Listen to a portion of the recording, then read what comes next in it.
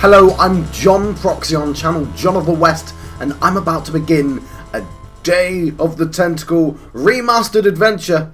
Now, I've played the original Day of the Tentacle. I played it when it came out in the 90s. So I've completed this game before, and I'm pretty sure I remember most of the puzzles.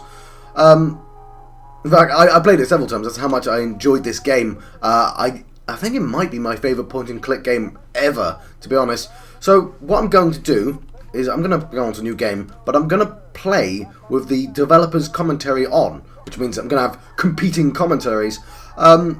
So if that's not your thing, shouldn't be watching this series really, because I'm going to keep this on. So let us begin. I'll be quiet while some dudes talk. And here we are. Just press. I can press F1, and it will show me the old graphics.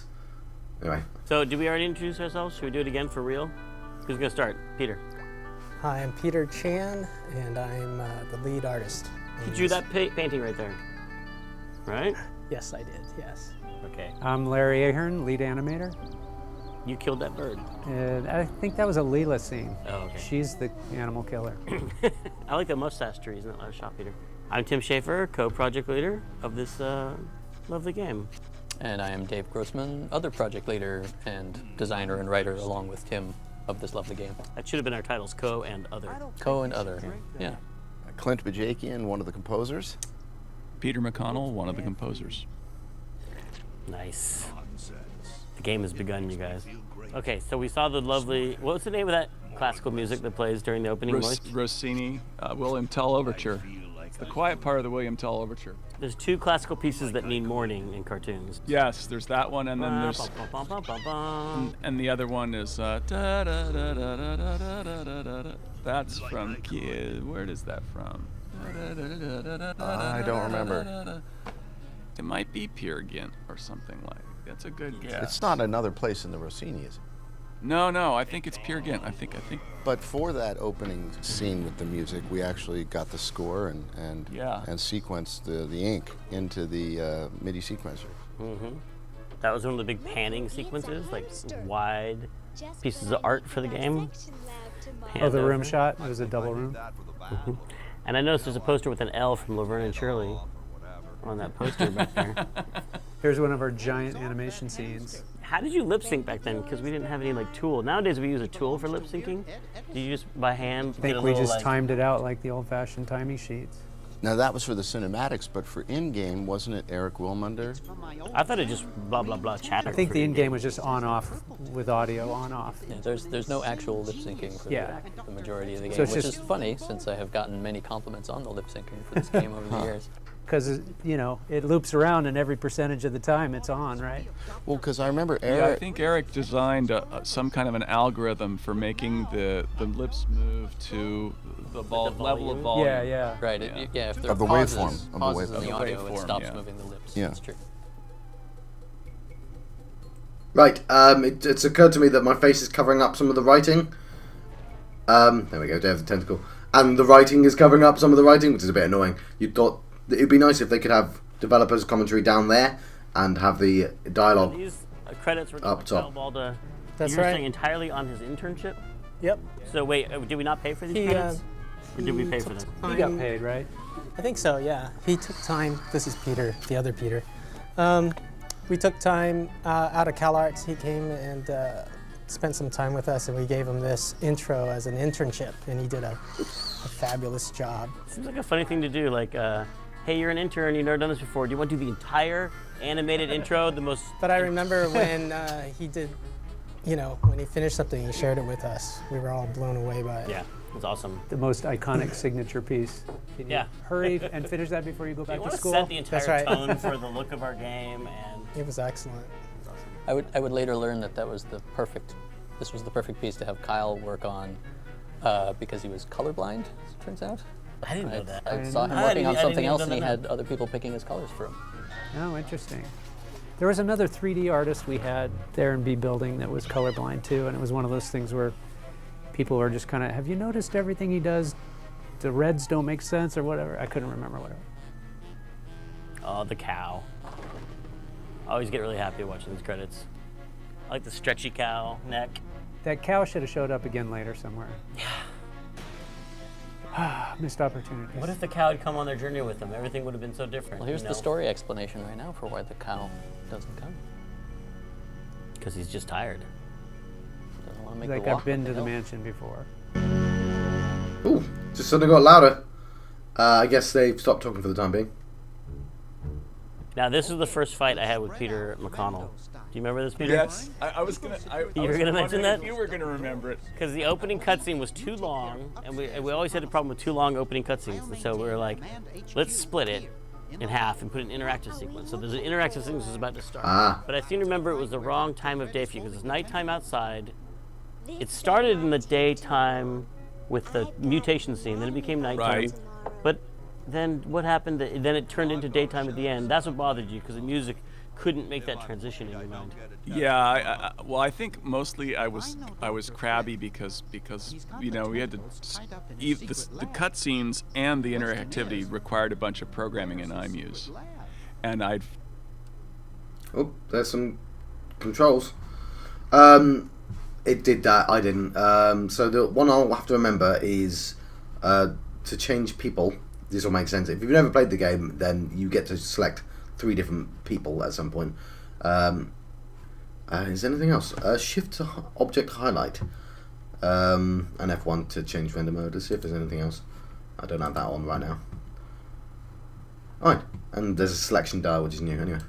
Finished it one way, and then you changed it to another, and so I think I came up with some sort of artistic argument that had to do with daylight like that, and I'll let him finish. That's an important thing to learn running a project, to not change things after someone spent hours and hours making something. Well, it was also an important thing to learn not to step way out of your bailiwick and tell the guy who's writing the scene how to write the scene. Oh, there are bailiwicks all over the place in this game. Right.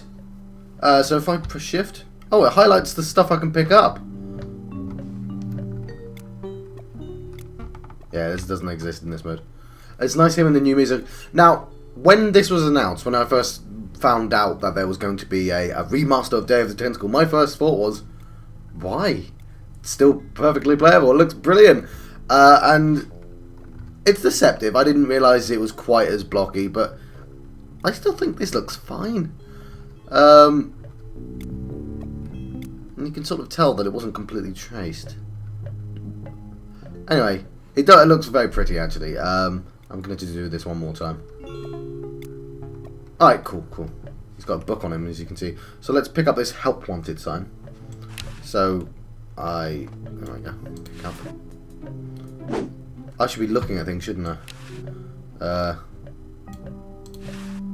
That one looks like it's from a local hardware store. Pick it up.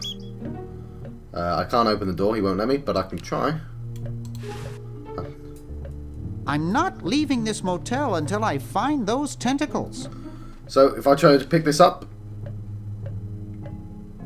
well, let's try and pull it. I know he won't be able to pick it up. Stuck to the floor. Let's see, that pizza, fake bath even. It's quite hard to see. There is a dime in the Vona I can pick up.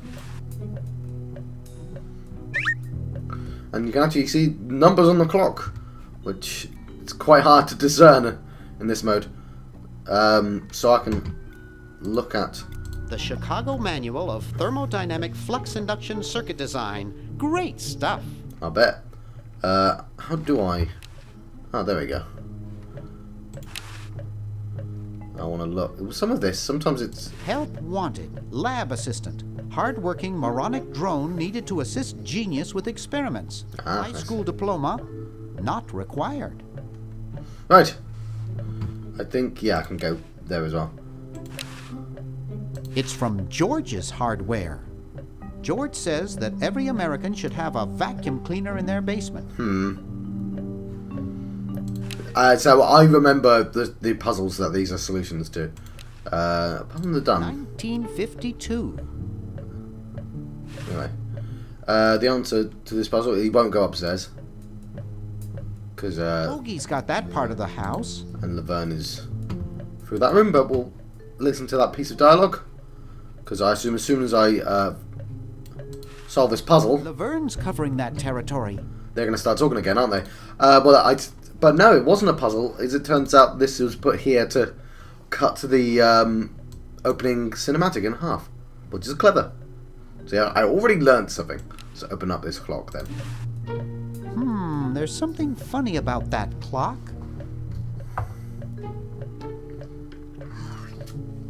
I meant to open it. There we go. Aha! A secret passage. This is all too easy.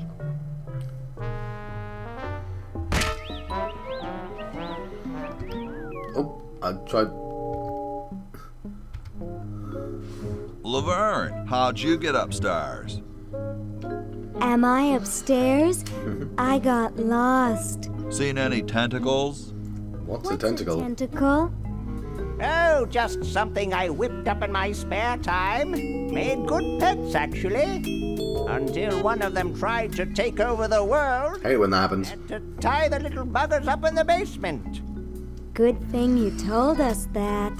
Yeah, Bernard wanted us to set them free. Thank God you weren't that stupid. Did you say Bernard? Okay, you're free to go. Thanks, Bernard. Yes, thank you, naive human.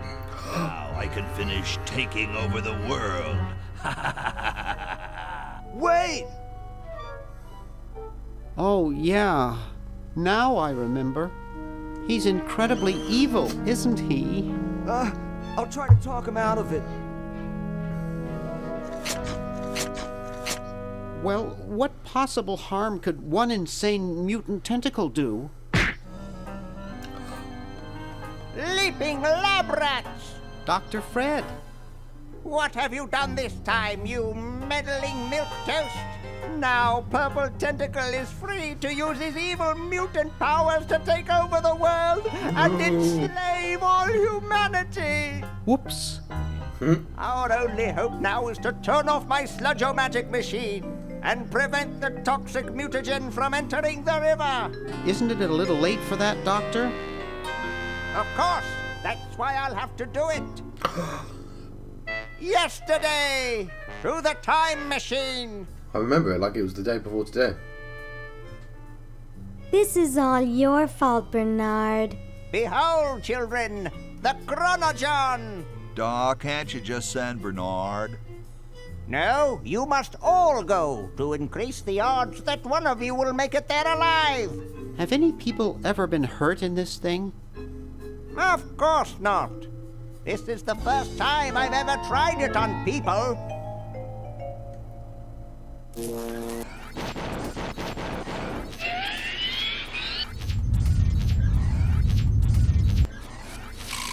And there we go. Well, I'll be. And then there's the porta potties. There we go. Vessels. Chronojons. Yep. Chronojons. This, by the way, is an amazing full-screen animation before it was possible to do full-screen. And not actually animated. That's all. The background's all color cycling. It's all color cycling.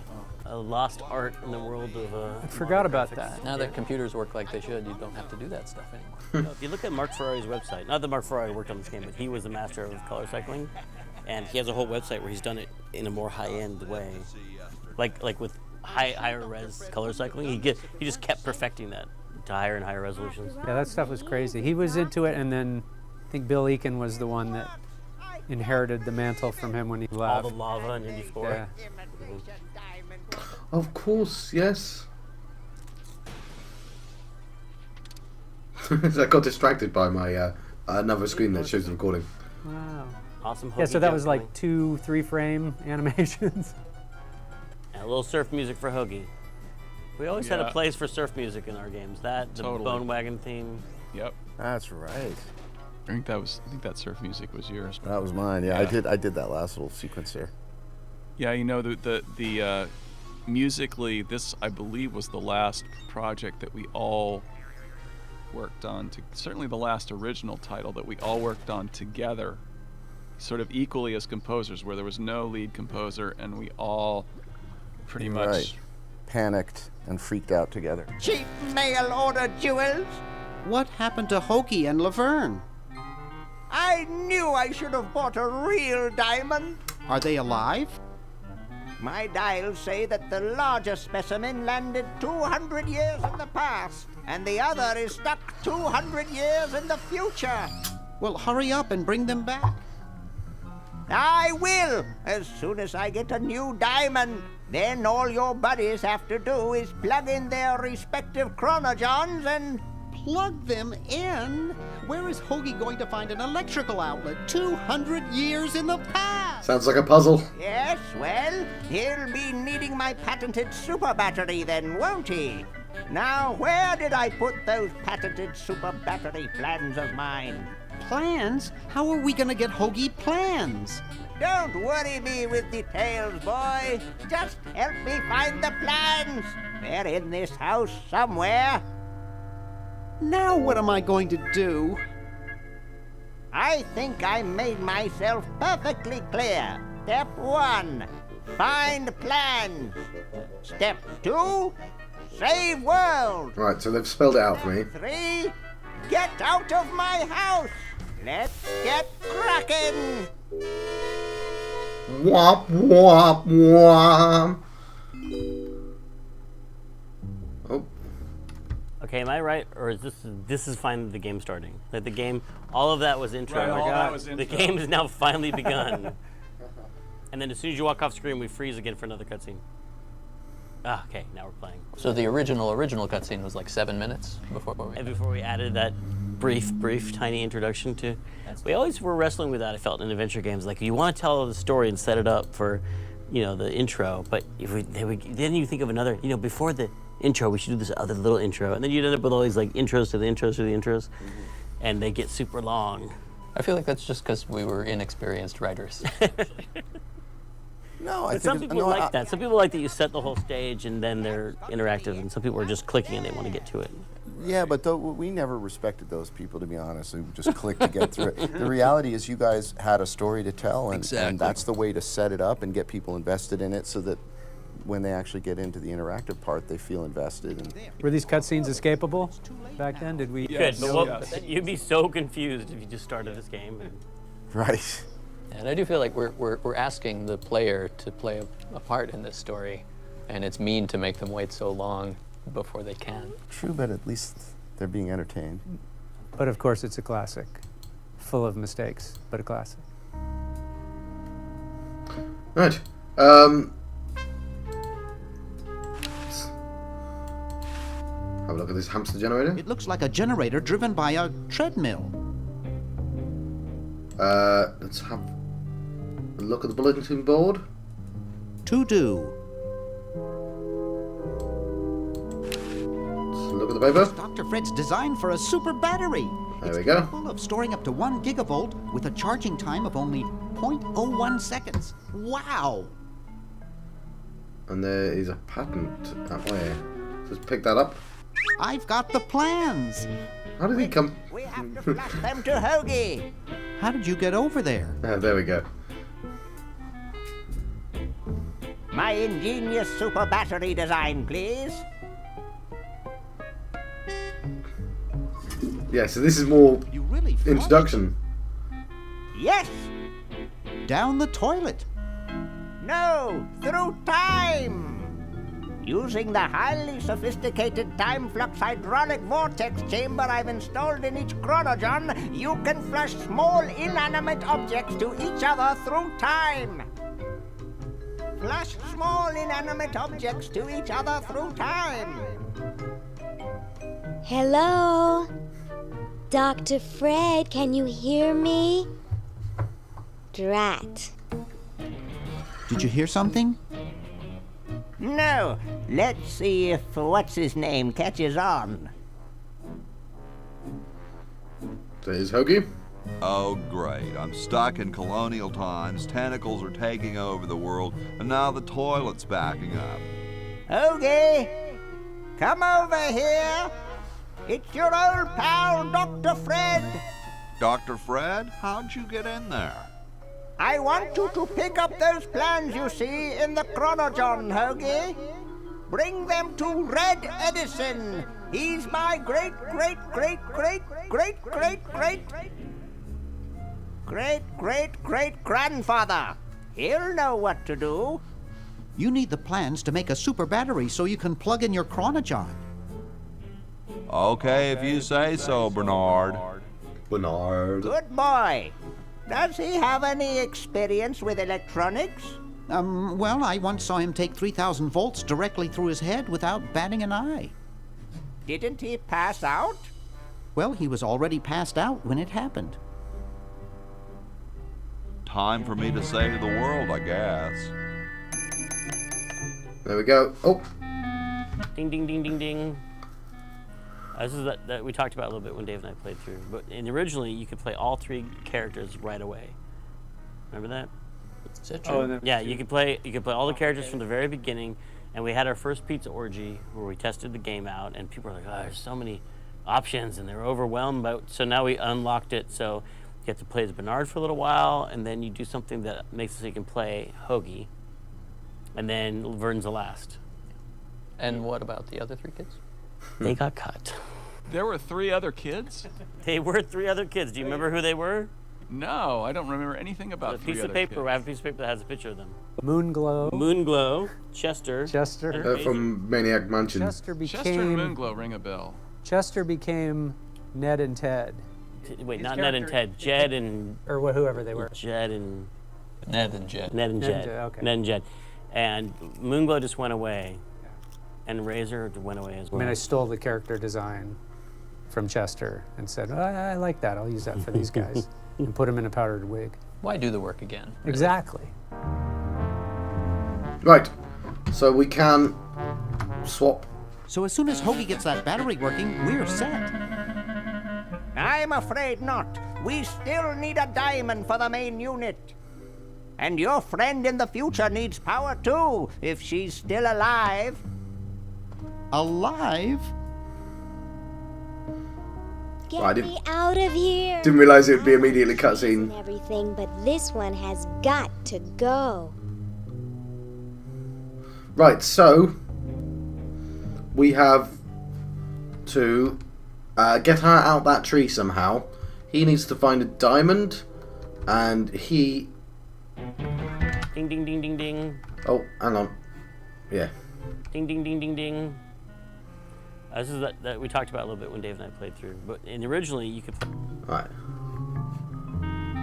Do we have the plans already? Right, so we've got a can opener as well. Let's have a look at that. Bitcha. There we go. So, gold croutons, oil, vinegar, and lettuce. Oh. So there we go. I think it's gold, oil, and vinegar we'll need, mainly. It's the battery plants I'm supposed to give to that Red Edison dude. Don't know if you actually... Oh. Ding, ding, ding, ding. Oh. Don't know if he mentioned Red Edison, but anyway. Let's walk over there. I'm going to have to let you go soon. There's a kumquat tree. Let's have a look at that. Kumquats. Indeed. Meanwhilst, 400 years later, somehow. Get me down from here. There's so much introduction to this game. How did we... I'm trying to remember how we did... How we referred to it to score it, because we would have had to play the game. I think what we did, yeah, I'm trying to remember too. Hold I think up a what we video actually, camera in front of the screen. I think what we did was we got a save game made, and we would play it to the next, like, place where you could pause, or like we would, the next spacebar point or something like that, and then we would score it, and then we would make it so that the music, because the thing was that you couldn't rely on the sync, right? So we had to actually make the music interactive in a sense with the scene, so that it could, depending on how fast of a machine you had and how quickly therefore the scene would play, would the music actually hit the right hit points and then proceed correctly to the next hit point. So we would have an accordion like. We basically had an accordion-like at the end structure. Of each little section, it would sort of pause, and then resume at the hit point, or jump to the hit point if the hit point was reached first. Yeah, and I'm trying to think if we would be only the fastest machines. Right. It's interesting. I had to write music for my brother made a mobile game, and it was like not a Flappy Bird, but something like that. He made it before Flappy Bird actually came out, by the way. But a sort of jetpack joyride, more like. Basically, you pressed the button and he went up, and when you let go, he fell down, and you have to dodge stuff. But we wanted some music in the background that sped up over time, constantly at a constant rate. So I had to design a piece of music that could do that, and I had to figure out how to transpose it so he could have it in his game. I had to record all the notes because the notes played on ticks of the game engine, rather than because we couldn't just play it in the background. We wouldn't know when it stopped. Also, we needed the thing to sing, the flying thing song. Anyway, I'll let you go 1/2 past. There's a carriage. Look how dirty that carriage looks. It's totally covered with crud. Connected to one of the more, not obscure puzzles, but the puzzle solution, it doesn't quite make sense. Look, a letter. You're brilliant. What a novel design. Come to Baltimore at once. Right.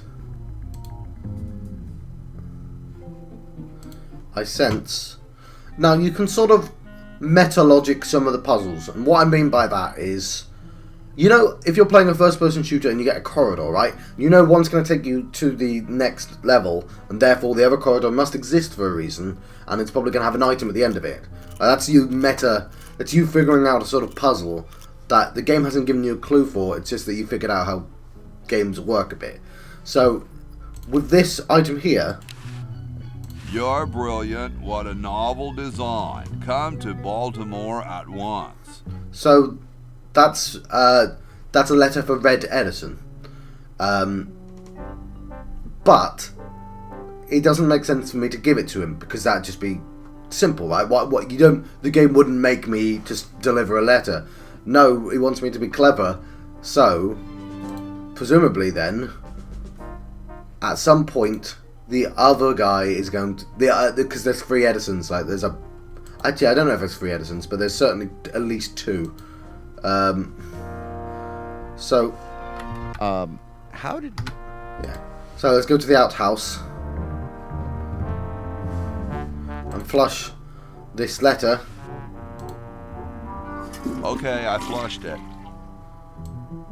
And we'll pick that up later. I think you can only have one item in the chronodron at a time.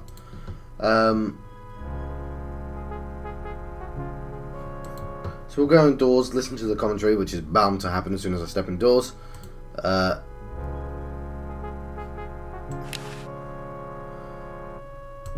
And I'll let you go, I guess. Oh, no commentary. There's a mummy, though. Let's talk to the mummy. What's up? Don't feel like talking, huh? Vow of silence or something, probably, right? Well, that's cool. I have something for Red Edison. He's dead. He's not going to answer to. Do you know where I could find him? Great hat, man. Listen to the different music. I know some dudes in a band who'd eat roaches for hats like that.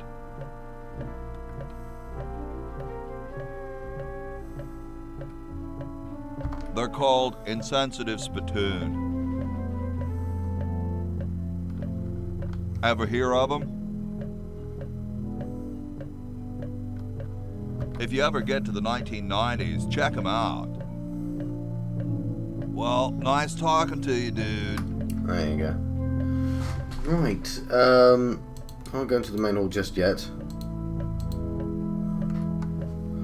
Well, as you can see, it's the same layout. So, open this grandfather clock and step inside. And there, oh. So now, CD games were just starting to be released on CD-ROM, and The first, for us it was the talkie, first talkie. First talkie, right? Was this before Rebel Assault?